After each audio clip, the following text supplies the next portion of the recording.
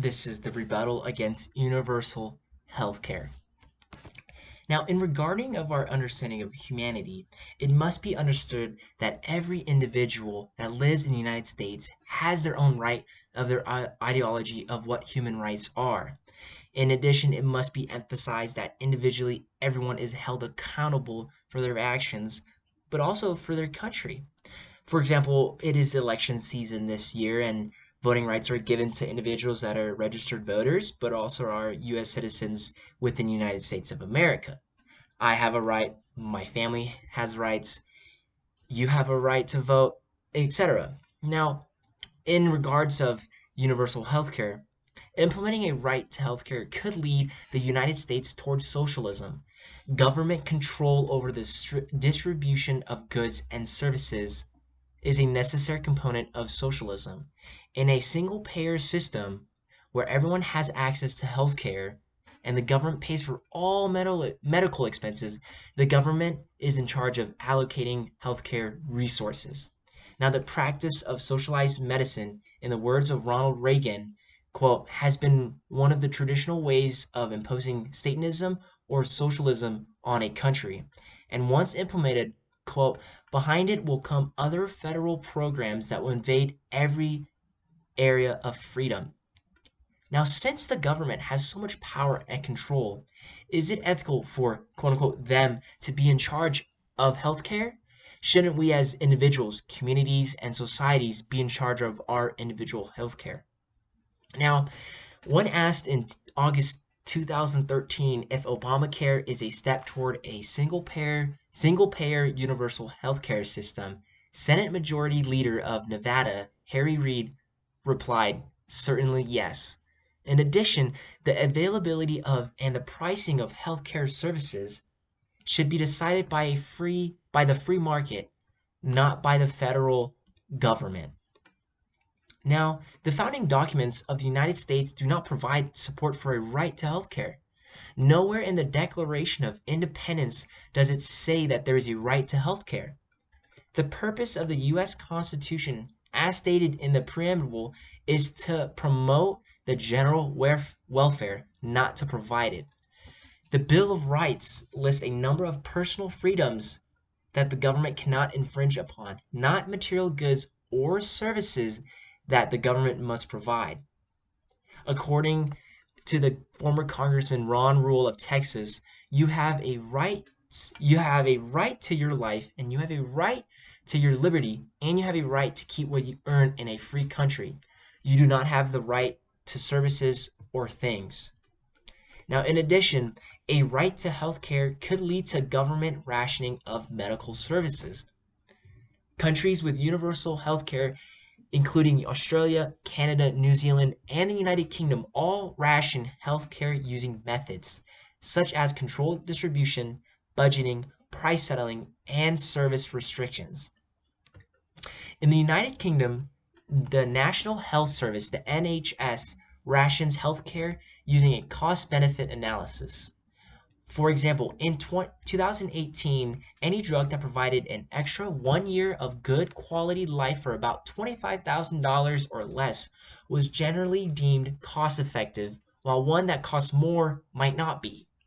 Now, in order to expand healthcare coverage to more Americans, Obamacare created an independent payment advisory board, the IPAB, to make cost benefit analysis to keep Medicare spending from growing too fast.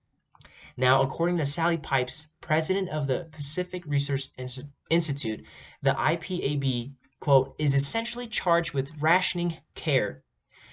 According to a Wall Street Journal editorial, quote, once healthcare is nationalized or mostly nationalized, medical rationing is inevitable.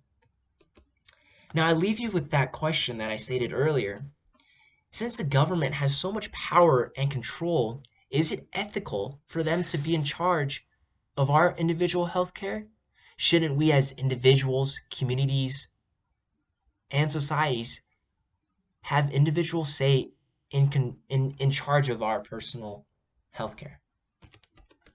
Thank you. A universal healthcare system is one that would be inefficient for the United States. While it sounds ideal to have a system in place that allows healthcare access to all at low cost or free, it is inefficient because it is almost impossible to regulate, meaning there is no guarantee people will receive proper care or even have access to all specialized care that they may need. There are a range of medical professionals that operate outside of hospitals that rely on patients needing specialized care to operate. Not only would it be hard to regulate the level of care provided under a universal healthcare system, it may also increase the government's costs for annual spending on healthcare in general. According to the Center for Medicare and Medicaid Services, U.S. healthcare spending grew 9.7% in 2020, reaching $4.1 trillion or $12,530 per person. It is impossible to say whether or not the government would agree to increasing their annual spending to cover costs for all citizens. In today's world, a universal healthcare system is something that would be voted on, like most other decisions within the government for the people. As people, it is known that not everyone is capable of agreeing on the same things. Therefore, it is unlikely a universal healthcare system would be voted on.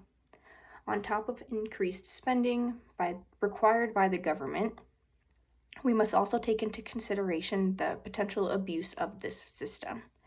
If healthcare is provided or offered for free or at low costs, people could abuse this by visiting their doctors more frequently for small things like the common cold, small headaches, or other non-threatening illnesses that are treatable through over-the-counter medicines provided at local stores.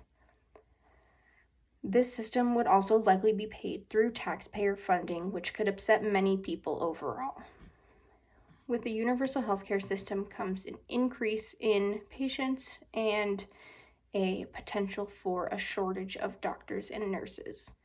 The COVID pandemic showed us what occurred when there were an increase in patients and not enough staff and/or room to provide care for all of these patients. With the current healthcare system in place, people decide when they need healthcare and when they don't. This works because it maintains a patient-nurse-doctor flow that allows room for an increase or decrease in patients or medical professionals.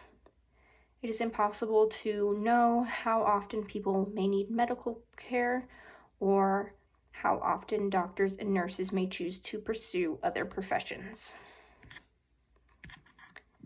In order to provide a universal healthcare system, many things would need to change within our current healthcare system. The government focusing on getting all people covered under health insurance is a start. Many people under a health insurance plan currently are able to see what is provided for them and what is not. This allows people to take more action in maintaining a healthy lifestyle to avoid high costs from going to the hospital or specialized doctors. This is not to say healthcare should not be provided regardless of the situation and/or based on the discretion of that patient particularly. With everyone under a health insurance plan, people will be able to decide when they need healthcare, whether this includes basic healthcare, hospital visits, or specialized healthcare. We as people live in a government that runs off of the decisions made by people and the capital created through systems already in place. If the government were to roll out a universal healthcare system without consulting the people first, many may fear a decrease in care provided by these healthcare professionals.